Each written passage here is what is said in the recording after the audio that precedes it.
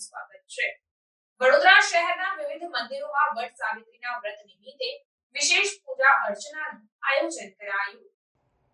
દેશભરમાં સૌભાગ્યવતી મહિલાઓ અખંડ સૌભાગ્ય પ્રાપ્ત કરવા માટે વટ સાવિત્રીનું વ્રત તેમજ ઉપવાસ રાખીને વડના વૃક્ષ અને યમદેવની પૂજા કરે છે। તેમજ ભારતીય સંસ્કૃતિમાં આ વ્રત આદર્શ નારીત્વનું પ્રતીક માનવામાં આવે છે।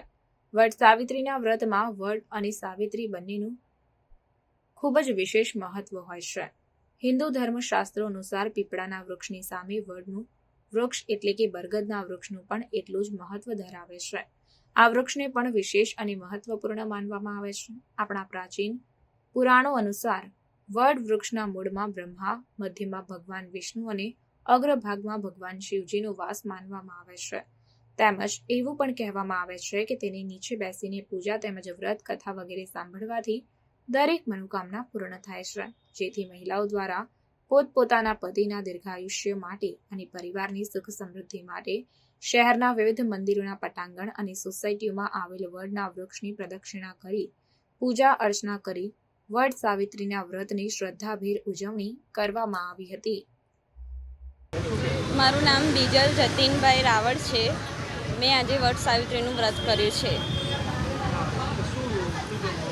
જ્યારે પહેલાંના સમયમાં સત્યવાન સાવિત્રી દેવી હતા તે તેમના પતિ માટે આ વ્રત કરતા હતા।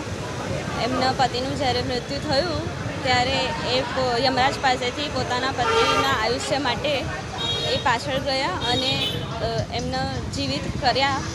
ત્યારથી આ પરંપરા થઈ છે વટ સાવિત્રી વ્રત કરવાની। એટલે બધી સ્ત્રીઓ પોતાના પતિ માટે આ વ્રત કરે છે। પતિના આયુષ્ય માટે આ વ્રત કરે છે। આ ઉપવાસ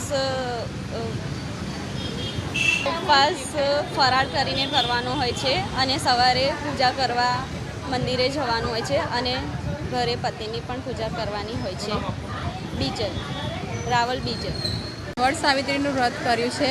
પતિના આયુષ્ય માટેનું વ્રત કર્યું છે કે જેની લાંબી ઉંમર રહે એના માટે।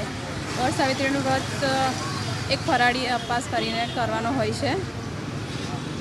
બસ એની પૂજા કરવાની હોય છે, પતિના આયુષ્ય માટે કરવાનું હોય છે।